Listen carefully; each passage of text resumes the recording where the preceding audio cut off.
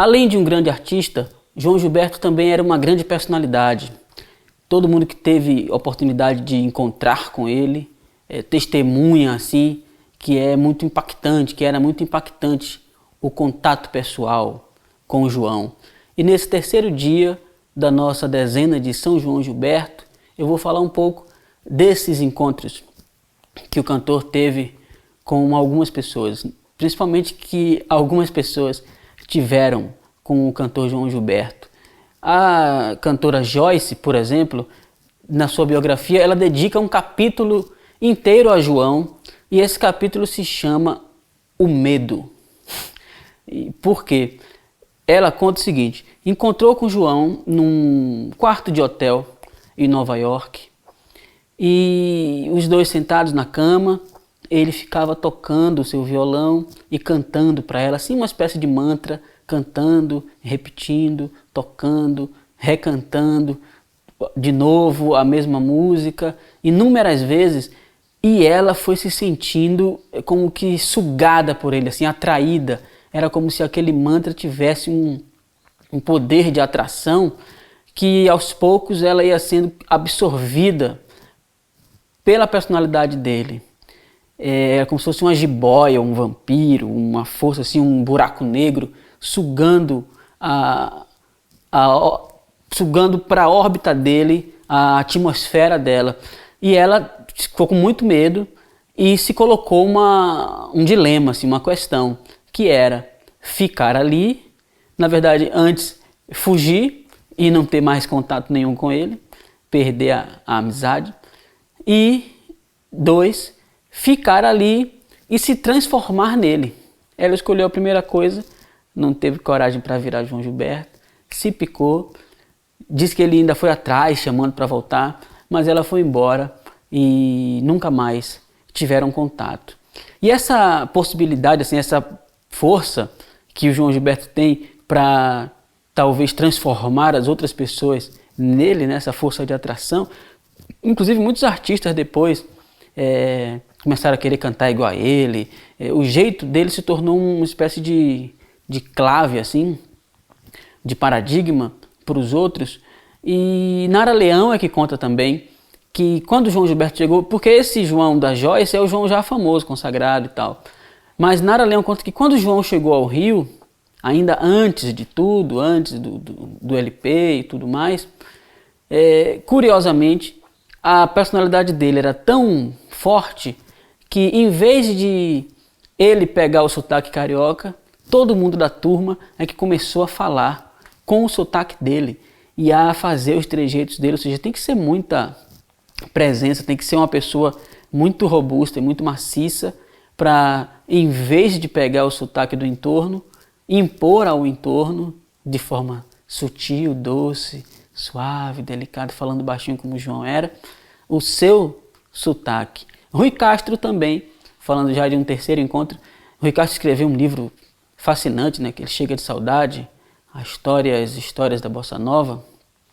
Ele diz que, não sei se eles tiveram contato pessoal, mas o contato por telefone foi bem longo, e tem depoimentos de João no próprio livro. Depois teve umas confusões, porque ali se fala de maconha e tudo mais, e o João parece que não gostou muito, mas Rui Castro conta que no contato por telefone também se sentiu assim, atraído, assim, sugado para dentro do aparelho pelo jeito manso, pelo jeito suave de João falar.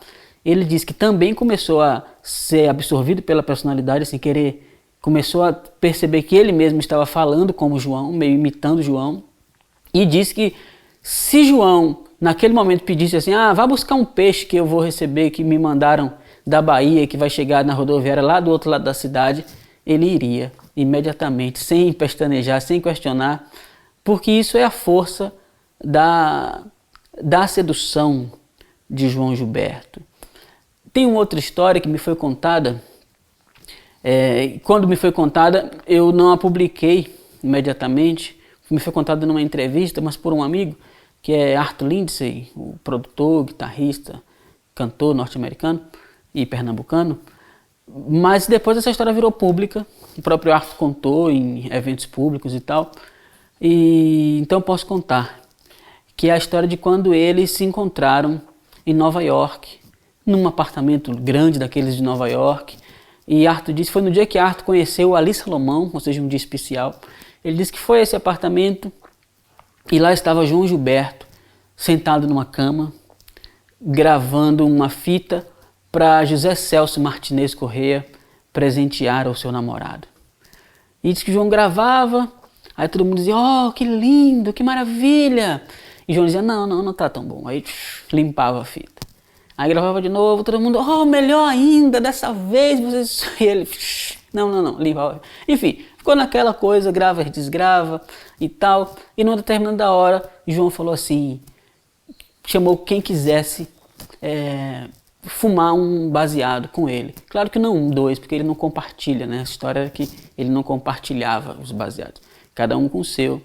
E todo mundo tinha tanto deslumbramento, tanto cheio de dedos com ele, tanta reverência, assim, cerimônia, que ninguém quis. E Arthur disse, eu vou, topou. E eles foram para um quarto, trancaram a porta, os rituais do João, assim, a descrição do João, discreção, né? Trancaram a porta e tal, e começaram a fumar.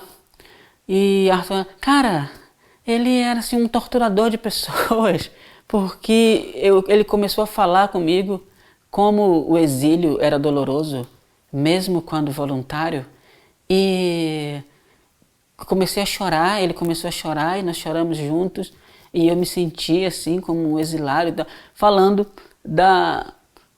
do poder que o João Gilberto tinha de transferir, como na música, também no contato pessoal, de transferir os seus sentimentos para o interlocutor.